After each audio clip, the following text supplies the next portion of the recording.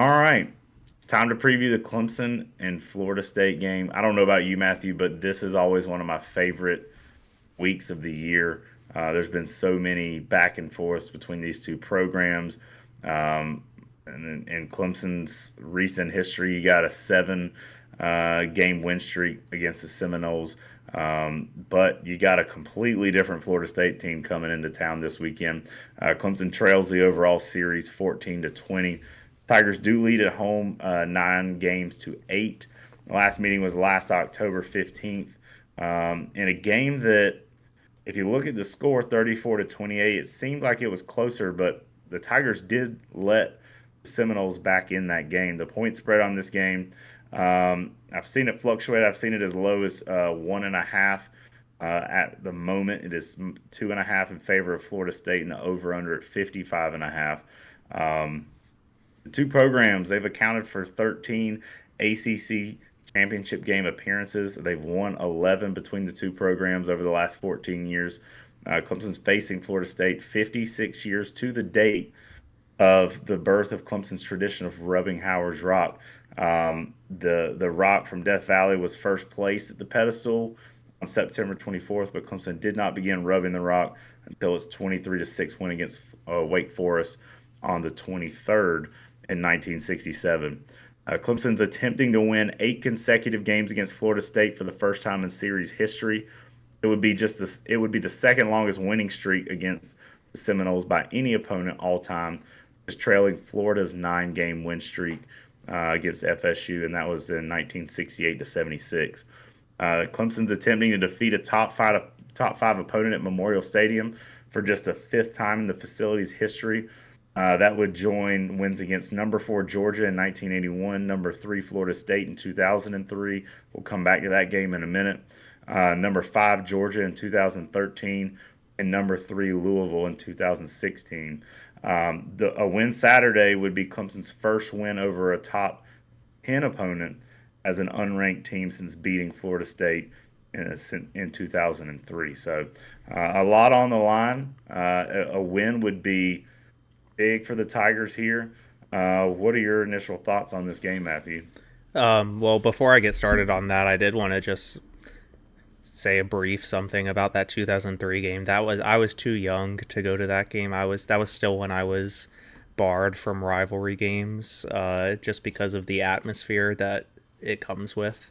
But I do remember my parents went to that game, and it was a huge win because not Tennessee. We beat Tennessee later in the year. That year, Florida State was number 3, and it was just a huge win for us. I remember we had our family like a DVD of a replay of this game, and I watched that game so many times as a kid. Like I would watch it all the time over and over again. So that's just a side note, but I kind of already mentioned all I really have to say about this matchup. Like I said in Fact or Fiction, that the offensive line is where this game's going to be won for Clemson. Florida State is beatable, and Clemson has the talent to beat them. It's just, are the pieces going to fall together at the right times? I think there's only 2 options this week: is we will shoot ourselves in the foot, or we will win the game. I don't think FSU is talented enough to just come in Death Valley and dominate us like they did in 2013. I think Clemson has to lose this game more than Florida State needs to win it, if that makes sense. Clemson will do something to lose this game before Florida State does something to win it, if that's what I was trying to say. Yeah, I think, is Clemson capable of winning this game? Absolutely. Is Clemson able to win by 7 points, 10 points? I think they are. But you got to put the pieces together. We've talked about it ad nauseum over the last few episodes. You got to see it. You've seen some progress the last 2 weeks. And granted, it's against lesser competition, but this is going to be your first big test. And to your point, you can't shoot yourself in the foot with dumb penalties in the red zone. You can't shoot yourself in the foot with turnovers. And you need to have a game like you did defensively this past week where you win that turnover margin.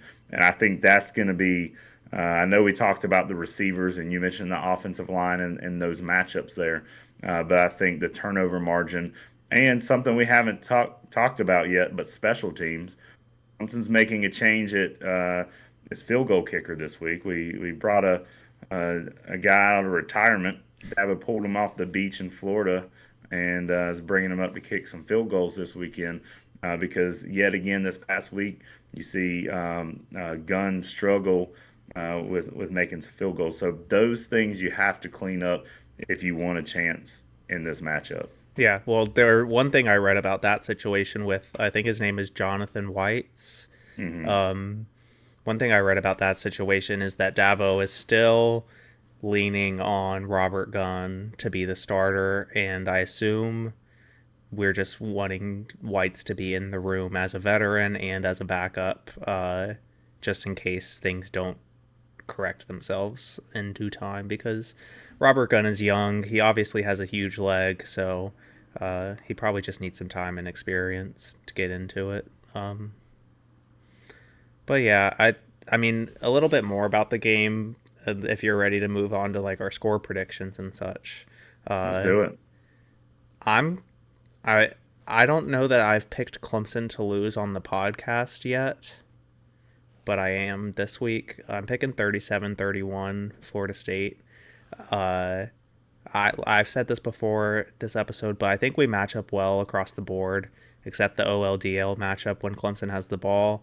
And I don't know if anybody listening got a chance to watch that Florida State Boston College game last week, but Castellanos, I did not say that right, but the quarterback for Boston College ran all over Florida State's defense. He torched them. So Cade is going to have to use his legs and improvise in the pocket. Not designed quarterback runs.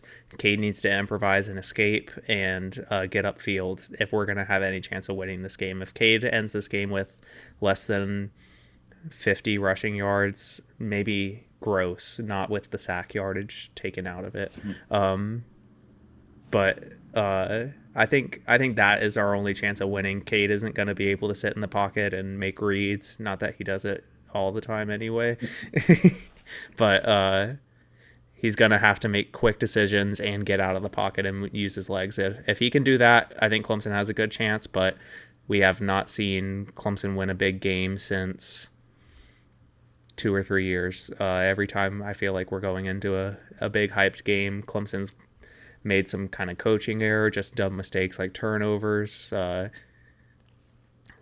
mean, I can't not just go with what my eyes have seen the last 5 big games we've played. Yeah, I tried to think back to last season if either of us had picked against Clemson. I feel like at some point one of us did. I'm not completely certain. Yeah, I remember. I was just going to say, I remember when we played Notre Dame, I said on the podcast that I wanted to pick Notre Dame, but I let my orange glasses overshadow that, and then we ended up losing. So I vowed that if I ever have the gut feeling again, I will not just pick Clemson just to pick Clemson. So here we are. Luckily, the home win streak is not what it was before. I'd rather lose it to Florida State than South Carolina, though. Yeah. Well, we are making history because I, too, am picking Florida State here in this matchup. I think in some way, shape, form, fashion, like you mentioned, there's going to be some kind of shoot yourself in the foot type moment, whether it be coaching, whether it be dumb penalties, whether it be turnovers. I will say to your point about Cade, he did seem to take it upon himself to get out of the pocket and run a little bit more this past week. And granted, he did look a little awkward at times, but he did escape a handful of times to keep a player or a drive moving. But I'm going with Florida State here. Not quite as high of a total as you, but I got Florida State winning 31-27 this week. I hope we are wrong. Because I'm looking forward to this matchup. I'm looking forward to getting out there early, tailgating. I'm looking forward to just a big game energy, and excited to get back out to Death Valley, even if it is a noon game this week. Yeah, I mean, like it's always fun to play Florida State, and part of that factor is taken away with their band not being here. But It'll be exciting either way. Well, to your point about the band, um, if this is a big if Clemson gets up and towards the end of the fourth quarter they got a lead and they find a way to put it away in the waning minutes of the game, I can almost guarantee you, with no Florida State band being there, the Clemson student section is going to make up for it, and I think you might see a tomahawk chop out of the student section if Tigers win this one. I hope so. That would be funny. That's the one thing that I would have liked to do as a student is teach more students about the traditions of making fun of the opposing team's bands. Yeah.